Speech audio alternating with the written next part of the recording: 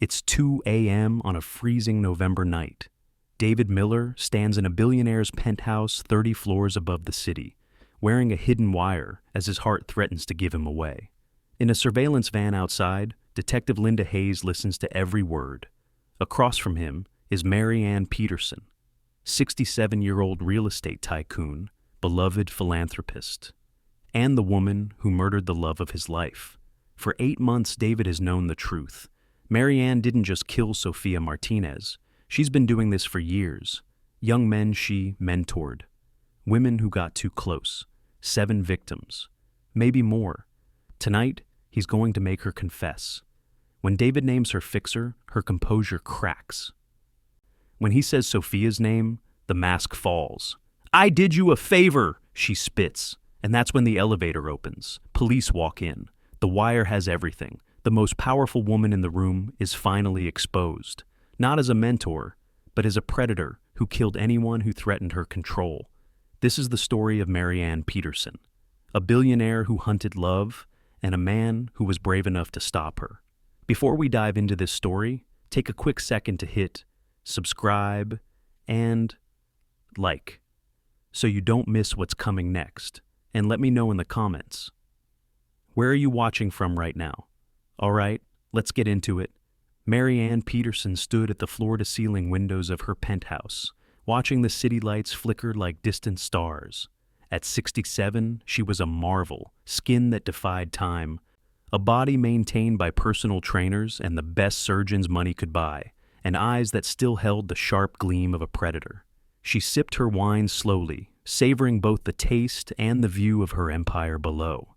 30 floors down, the city pulsed with ambition, hunger, and desperation. Perfect hunting ground. Her phone buzzed. Another applicant for her mentorship program. She smiled. The program was her masterpiece, a legitimate front for something far more calculated. Young men, ages 19 to 29, applying for guidance from one of the most successful real estate moguls in the state. They came to her eager, broke, and burning with dreams too big for their empty bank accounts. David Miller's resume sat on her marble desk. 24 years old, business degree from a decent school, student loans drowning him slowly, working 2 jobs just to afford his studio apartment in the worst part of town. Ambitious, hungry, perfect. She'd already decided to hire him before the interview even began. Now, David sat in her office twice a week, listening to her advice about real estate investment, market trends, and networking strategies. She watched him carefully, the way he leaned forward when she spoke, the gratitude in his eyes, the slight nervousness in his hands when she stood too close. He was handsome in that unpolished way young men often were, rough edges that money and guidance could smooth out. Last week, she'd offered to pay for his certification courses. He'd stammered his thanks, overwhelmed by her generosity. 2 weeks before that, she'd invited him to an exclusive dinner with potential investors. He'd shown up in his best suit, which wasn't good enough, so she'd taken him shopping the next day. Her treat, of course? She watched him transform from struggling graduate to someone who looked like he belonged in her world. The other young men in her program barely noticed David yet. There were always 3 or 4 at various stages. Some had been with her for years, their gratitude slowly morphing into something else, something she cultivated carefully, patiently. Others were newer, still starry-eyed and innocent. She rotated them strategically, never letting any single one feel too secure or too suspicious. Tonight, David had texted her a simple message. "Thank you for everything, Ms. Peterson. I don't know how I'll ever repay you." She smiled at her phone. They always said that. And eventually, they always did repay her, just not in the way they initially imagined.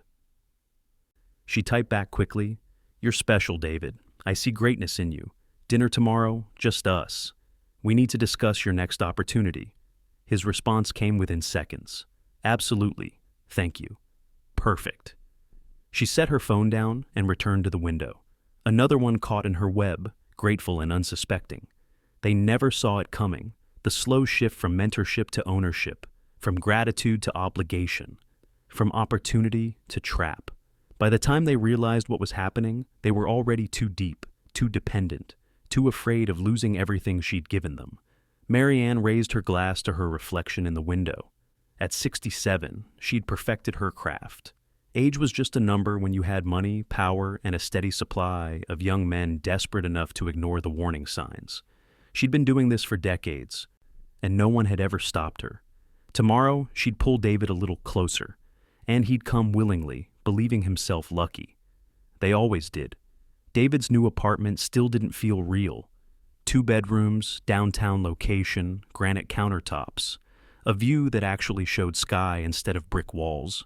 Maryann had arranged it through one of her properties. Discounted rent, she'd called it, though he suspected she was paying most of it herself. He'd protested at first, but she'd waved away his concerns with that elegant hand gesture she used when dismissing obstacles. You can't network from that neighborhood, David. Image matters in this business. Her logic always sounded reasonable. Her generosity always came wrapped in practical business sense.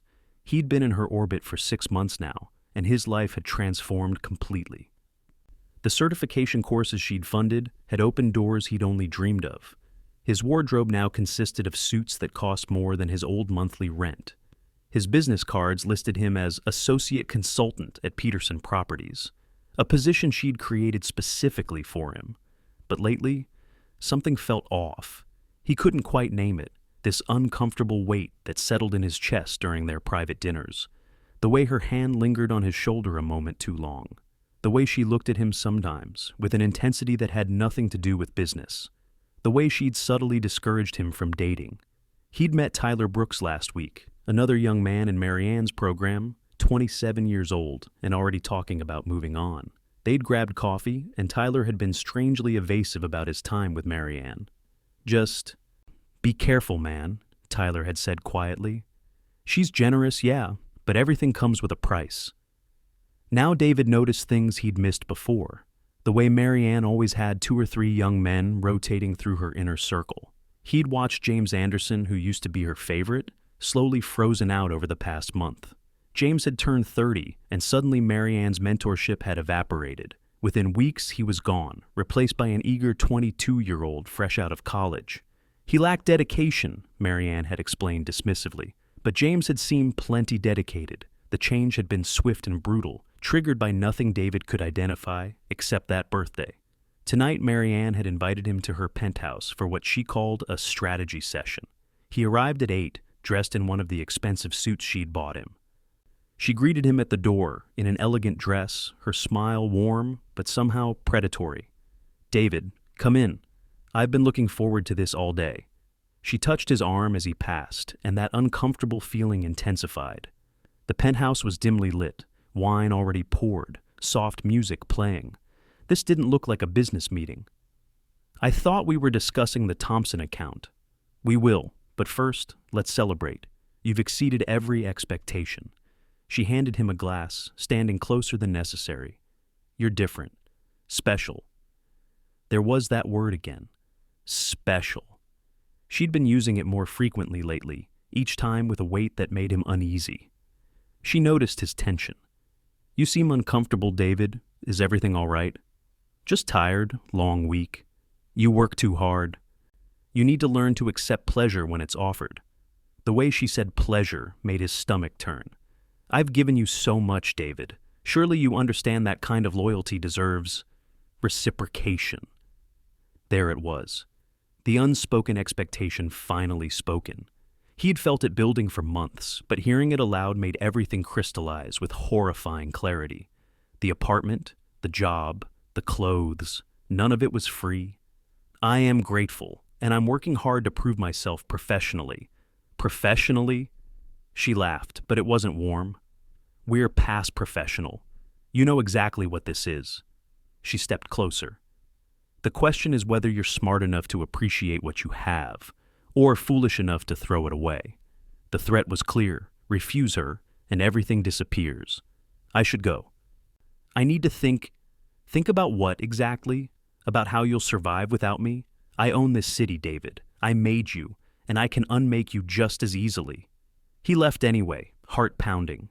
In his apartment that night, surrounded by furniture she'd arranged and wearing clothes she'd bought, David finally understood the truth. He wasn't her protege. He was her possession. and the golden cage she'd built around him had a lock he hadn't noticed until now.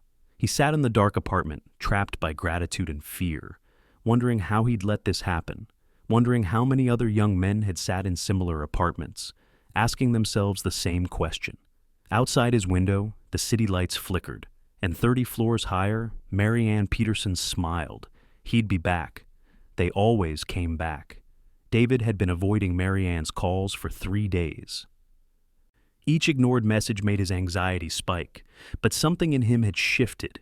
He couldn't go back to pretending everything was normal. He'd agreed to attend a gallery opening Thursday night, an obligation from weeks ago, back when he still believed their relationship was purely professional. The gallery showcased emerging photographers, and Maryann had insisted he attend to network with creative professionals. The gallery was downtown, small but elegant, white walls covered with striking black and white photographs. David arrived late, hoping to minimize contact. He grabbed a glass of cheap wine and wandered toward the back. They're better up close. He turned. A young woman stood beside him, dark hair pulled back casually, eyes bright with genuine enthusiasm. She wore simple clothes, jeans, a nice blouse, nothing designer. Sorry?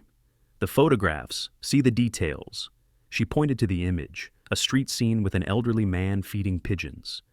Look at his hands. The way the light catches the wedding ring. The photographer captured the moment he's remembering his wife. David looked closer. She was right. Sofia Martinez, she extended her hand. I'm friends with the photographer. You? David Miller. I'm here because my employer thought I should network. Sofia laughed. That's the saddest reason to attend an art show. Let me guess, real estate? Is it that obvious? You're wearing a suit that costs more than my camera equipment, and you look miserable. Real estate or corporate law? He surprised himself by laughing, actually laughing, for the first time in days. For the next hour, Sofia walked him through the gallery, explaining the stories behind each photograph, making him laugh with observations about pretentious gallery goers. She was 25, a freelance photographer struggling to build her career, passionate about capturing authentic moments. I want my work to show truth, she said earnestly. The messy, complicated, beautiful truth of regular people, not manufactured perfection. David found himself talking about his actual dreams beyond money, about feeling lost in someone else's vision of success. Sofia listened without judgment, asked questions that made him think. You know what I think? She said as the gallery cleared. You're more interesting than you give yourself credit for. You just forgot who you were for a while. She handed him her card. I'm shooting at the waterfront Saturday morning, if you want to see how a real struggling artist lives. 5 a.m., golden hour, fair warning, the coffee is terrible, but the sunrise is free. I'll be there, he said, surprising himself. Bring comfortable clothes. That suit makes you look like you're attending a funeral for your own dreams. He was still smiling when he got home. For the first time in months, the expensive apartment felt less like achievement and more like a cage. He looked at his phone, 7 missed calls from Maryann, 4 increasingly terse messages.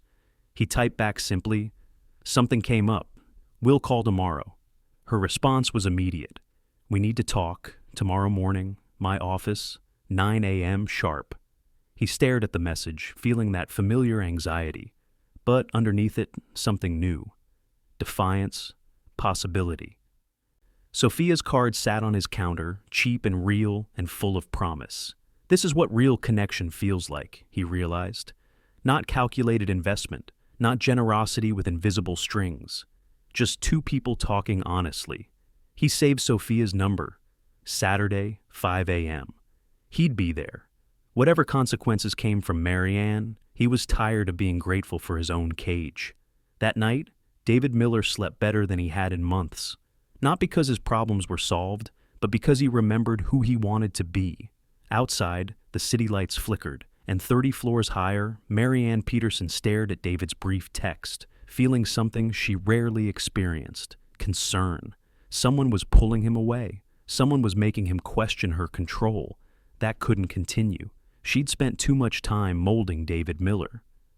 No random nobody was going to undo her work. She made a note to find out who he'd been with tonight, find out what threat needed to be eliminated, After all, Maryann Peterson didn't lose. She didn't share, and she certainly didn't let her possessions slip away without a fight. Maryann's private investigator sent the report within 24 hours. Sofia Martinez, 25 years old, freelance photographer, modest income, no significant connections, living in a cramped studio, driving a 15-year-old Honda, completely ordinary, completely beneath David's potential, completely threatening. Maryann studied the surveillance photos with cold precision. Sofia laughing at a coffee shop. Sofia carrying camera equipment. Sofia and David meeting at the waterfront at dawn. Him in casual clothes looking more relaxed than she'd ever seen him. The photo that made her hands tighten. David and Sofia sitting on a dock, shoulders touching, both smiling. She'd seen that look before, young people confusing chemistry for connection. It was always the same. Some random girl with nothing to offer but authenticity would cross paths with one of her investments, and suddenly everything Maryann had built would be threatened. But David wasn't coming back. 2 weeks since that gallery opening, and he'd maintained careful distance. He responded to messages professionally, but briefly. He declined every dinner invitation, and according to her investigator, he'd seen Sofia 6 times.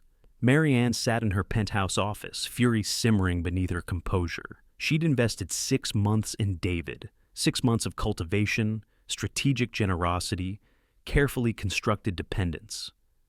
And now he was throwing it away for some nobody with a camera. The disrespect was unthinkable. The rejection was intolerable. The fact that Sofia was young, natural, genuinely kind, everything Maryann could never be again, made it exponentially worse. She called David into her office Friday afternoon. He arrived exactly on time, professionally dressed, politely distant. "I've noticed you've been distracted lately, David. I've completed all my projects on schedule, Ms. Peterson.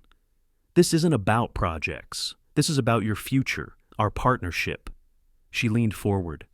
"I've invested considerable resources in your development, and now you're throwing it away for what?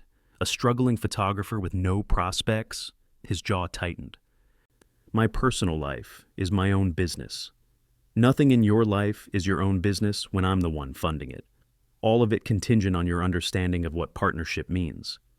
Partnership implies mutual benefit and respect. What you're describing sounds like ownership." Maryann's smile could have frozen fire. "Call it whatever makes you sleep better. But understand, Sofia Martinez is a distraction you can't afford. She offers you nothing. I offer you everything." "Then I guess I lack sense." David stood. "I'll start looking for a new position. I'll be out of the apartment by month's end." "Sit down? You think you can just walk away? One phone call from me, and every firm worth working for will know you're unreliable. I can destroy your career before it begins." "Then destroy it. I'd rather have nothing and be free than have everything and be owned." The words hit Maryann like physical blows, as if she was the predator, as if her generosity deserved punishment rather than gratitude. "You'll regret this. That girl with her little camera, she's nothing, and eventually you'll realize what you gave up and come crawling back. But by then, it'll be too late. Maybe, but at least I'll have made my own choice." He walked toward the door. "David," he paused, "you should know, I never lose, ever. Think very carefully about whether this is a battle you want to fight." He left without responding. Maryann sat alone, rage and disbelief warring in her chest. In 30 years of perfecting her system, no one had ever walked away. No one had ever chosen poverty over what she offered. No one had ever rejected her. She pulled up Sofia's photos again, studying the young woman's face with hatred. This was her fault, her interference, her distraction, her goddamn authentic passion that made everything Maryann offered look hollow. Maryann had built her empire on understanding leverage. David's leverage was clear. He was too attached to this photographer, which meant the path to regaining control was equally clear. Remove the distraction. Remove Sofia Martinez. She'd done it before, years ago, with a boy named Thomas who'd gotten too attached to his college girlfriend. Strategic moves, engineered opportunities across the country, applied pressure, and the relationship crumbled. Thomas had come back apologetic, but looking at David's face in those surveillance photos, at the way he looked at Sofia like she was sunlight itself. Maryann recognized something different, genuine love, the kind that didn't calculate, the kind that chose connection over comfort. That kind of love required more permanent solutions. Maryann opened her contacts, scrolling to Marcus Reeves, a fixer who specialized in problems wealthy people couldn't solve legally. She'd used him once before, for a business rival. The rival had suffered a convenient accident. She hesitated only briefly before dialing. This was business, protecting her investment. "Ms. Peterson," Marcus answered, "it's been a while. I have a problem that requires your particular expertise." She explained clinically, as if discussing pest control. Marcus asked practical questions about Sofia's routine, her vulnerabilities. Maryann provided everything. "This will be expensive," Marcus said finally. "Money isn't the issue. Discretion is. I need her gone in a way that can't trace back to me, and I need it done quickly. Give me 2 weeks." Maryann hung up, feeling satisfaction. Sofia Martinez was just another obstacle. David would grieve, but grief faded. Within a month, he'd remember what Maryann offered. They always came back. She poured wine, watching the city below. Somewhere down there, David and Sofia were together. Pretending passion was enough. Let them have their moment. Maryann was 67 years old, and she'd learned one truth. Youth fades, beauty fades, passion fades. But power, real power backed by money and ruthlessness, that endured forever. Soon, the Sofia problem would resolve itself, and David Miller would learn what every other young man had eventually learned. You don't reject Maryann Peterson without consequences. Outside, the city continued its rhythm, and in a studio apartment across town, David and Sofia sat on her tiny balcony sharing cheap takeout and expensive dreams, completely unaware that in a luxury penthouse, a predator was planning murder. Sofia's assignment came through on a Tuesday, a commission from a nature magazine to photograph the coastal wetlands an hour outside the city. It was her biggest job yet. 3 days of shooting, decent pay, and a portfolio piece that could open doors. "This could be it," she'd said, eyes bright. "This could be the break I need. Real publication, real money, real validation." David had shared her joy, though something nagged at him. The timing felt off. "When do you leave?" "Friday morning early. I'll be back Monday. 3 days of mud, mosquitoes, and hopefully incredible shots." She'd kissed him. "Don't miss me too much." "Impossible," he'd said, and meant it. Friday morning, Sofia loaded her equipment into her aging Honda before dawn. David had offered to drive her, but she'd waved him off. "You have that client meeting. I'll be fine." She'd kissed him goodbye in the gray pre-dawn light. "Be careful," he'd said, holding her longer than necessary. "Always am. See you Monday. Love you. Love you too." He watched her car disappear, that nagging feeling intensifying. She'd texted him around noon. "Found the perfect spot. Light is incredible. Might have your Christmas present sorted." He'd smiled, typed back, "No hints." That was the last message she ever sent. By Friday evening, his calls went straight to voicemail. He told himself it was normal. Dead zone, battery died, absorbed in work. Sofia did that sometimes. Saturday morning. Still nothing. His text showed delivered, but not read. The nagging feeling exploded into full-blown worry. He called the magazine. They confirmed the assignment, gave him the general location, but had no additional contact. "She's an independent contractor. We don't track her movements." David drove to the wetlands Saturday afternoon. The area was vast, miles of marshland, scattered access points. Her car wasn't at any parking areas. No one had seen her. He called the police Saturday evening. The officer sounded bored. "How long has she been missing?" "Since Friday morning, over 30 hours. "And she's an adult with independent travel plans?" "Yes, but..." "Sir, she's probably fine. We can't file a missing person report until 48 hours. Her phone is on, but she's not answering. Something's wrong. Feelings aren't evidence. Give it another day." But Sunday came and went. No call, no text. Her phone went straight to voicemail, battery dead or turned off. David drove the wetlands again, called her name until his voice was hoarse, showed her picture to everyone. No one had seen her. Monday morning, he filed the official report. The detective was sympathetic, but not hopeful. Young adults sometimes just take off. Relationship stress, career pressure. Sofia wouldn't do that. You've been together how long? 4 weeks. 5, but I know her. 5 weeks isn't long, sir. People surprise us.